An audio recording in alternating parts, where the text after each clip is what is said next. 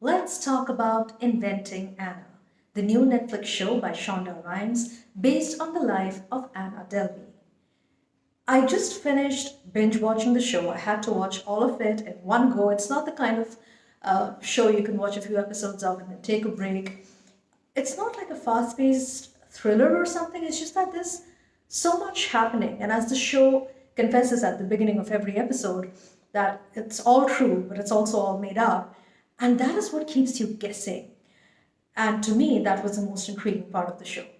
Now, remember, Anna Delvey herself hasn't come out with a book, so we don't really know her side of the story, at least not in her own words. We have read articles by Jessica Pressler. It is mainly on her expose that a large chunk of the show is based. Additionally, we have heard from Rachel Williams, not just in multiple television interviews, but also her own book. So we are watching the life of one woman, one very mysterious woman, essentially through the eyes of three other women, two journalists and a showrunner. Now, I'm not going to discuss the show in terms of the actors and the direction, etc., etc. I'm not a movie reviewer or a show reviewer. I'm talking about Inventing Anna from what it meant to me as a viewer, what the story tells me, how it spoke to me. And again, I don't know who Anna Delvey is really. I don't really know what her motivations were. What is clear is that she may or may not have led a lot of influential people to believe she had a lot of wealth. And that may or may not have led them to make a series of really bad decisions. Was Anna to blame for this? Did she categorically address these issues? Did she fuel them? The whole thing about being a fake German heiress. Did she claim she was German? Sure. Did she claim she had an inheritance? She did. So, in that sense, yeah. Did she clarify at any point that there was no money or the money wasn't coming? No. So, was she a con woman? Quite possibly, yes. Was she convicted for being a con woman? Let's see. She was convicted, if I'm not wrong, for theft of services and leading at least one financial institution into believing her credit was good. But then again, this person who wasn't really named, or his name was changed on the show, he's the one who checkmarked the box that said that her financials were sound. It was he who failed to do due diligence. So, in that sense, was it Anna who conned these institutions, or was it this person who was clearly driven by the huge commission he'd received for the rest of his life? Now, I know a lot of people think that, we should stop lionizing or turning con artists into heroes.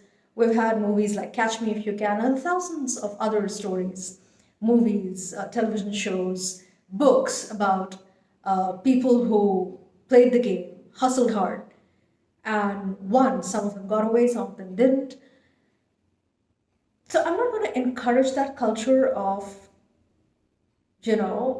let's bat for the little guy who hustles and turns into a sort of Robin Hood, takes from the rich and gives to the poor. In this case, Anna wasn't Robin Hood at all, frankly. Was she taking from the rich? Sure. Was she giving to the poor? No. Her whole project was about exclusivity. And that is a reflection on the rich people who were allegedly caught by her. The people who believed in her dream were people who liked that whole culture of exclusion. I'm not going to call it exclusivity, it is exclusion.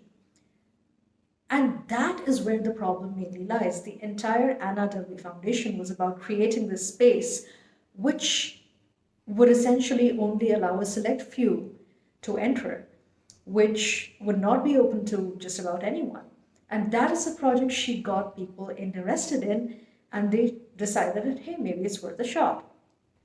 I think if she had gotten the money, she would have probably even built up the business, realized that dream. I don't think she wanted that money to, spent on shopping sprees. So if she had an initial continuous flow of money, perhaps she would have made this work. And given the kind of people she had cultivated, the social set that she had, some would say, ingratiated herself into, I think she would have made it work. And she's not the only one who could have done it. I mean, there are several examples of people who have created something out of nothing. Were they especially creative or gifted? Or was it just a stroke of luck that people believed in them, invested in them? So that is what brings me to the part that I found the most disturbing. And I don't know if this really happened, but there's this conversation, at least in the show, and a very loud conversation with the two characters, Anna and, of course, her lawyer, yelling at each other. She's trying to tell him that I've built a brand, don't spoil it. And he's like, I'm trying to get you out of this case. I'm trying to make sure you don't get convicted. And clearly, Anna is more invested in protecting her brand, while her lawyer will do whatever it takes to get her off the hook.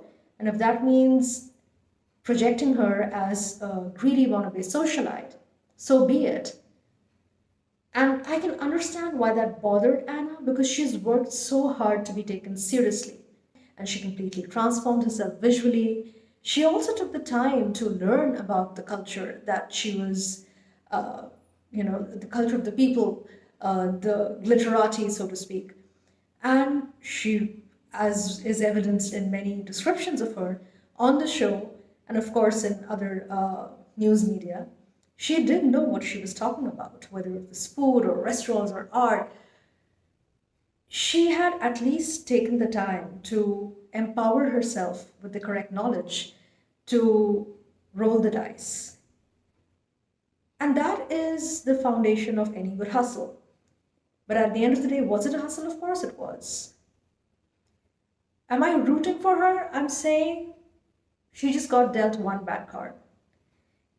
If the money had come through, she would have probably made it happen, and then we would be probably celebrating her. There would be magazine articles. She'd be on the cover page of all these important business magazines. And we would just be applauding Anna Delvey for having the vision at such a young age and making something happen. There were also other elements in the show which I found were a little extra, like the whole plotline about the journalist being pregnant. I don't know if the actual journalist was pregnant when she was writing the story. And if she wasn't, this storyline was completely unnecessary. Had they focused more on her journey as a journalist, her going through various papers, because as any investigative journalist would tell you, a lot of the work is just deep diving through a lot of data, a lot of paperwork. You end up going to these musty, dusty government offices, digging through files, all of which are in the public domain. And it's essentially a data dump of sorts, and you have to look for a needle in a needle stack. So I would have liked to see more of that process instead of, that whole thing about her having this conflict with her husband, who is, I don't know, I mean, he had the personality of a boiled potato. I think the show remains honest in at least admitting that it is based on a true story, except the parts that are completely made up. So it admits that to an extent the show doesn't really know a lot of things. And maybe Anna is playing her cards close to her chest. She has every right to. She has already had her reputation destroyed in court. I don't know what she's going to do next. She got out of prison for good behavior. And then, at least at the time of filming this, she was in ICE custody. So she's probably going to get deported. I don't know. I wish them all well. If I can wish Casey and Rachel and Nev well, I think I can wish Anna well as well. I don't see anything wrong with that. I hope they all figure out their own paths, figure out the way forward in life, become successful, get what they want. Nev's character was super interesting again. And apparently now she is a filmmaker. She's realized her dream.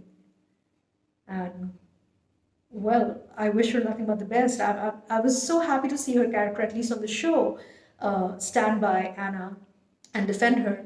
I particularly love the scene where she stood up to Rachel and dared her to talk about a black woman being bought and sold. I don't know if that exchange really happened, but if it was just written for the camera, so be it. I want to believe that happened. I want to believe that a woman stood up to someone who basically was, I wouldn't say dog whistling, but at least was definitely using very insensitive language. And I'm a huge fan of Neff. So, in conclusion, I loved Inventing Anna, the show. Am I a fan of Anna Delvey? I'm not sure yet. As I said, there is a lot that I don't know. I haven't read the case papers yet. I know as a journalist that should have been my first instinct. Let me just go through the court records and all of that. But sometimes you just want to enjoy a show first and then delve deeper into it later.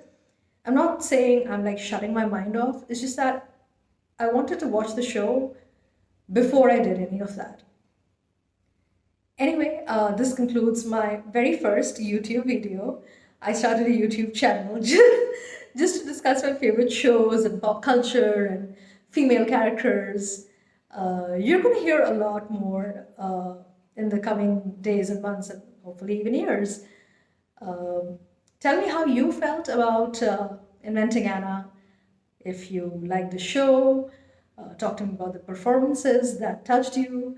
Talk to me about the scenes that you like.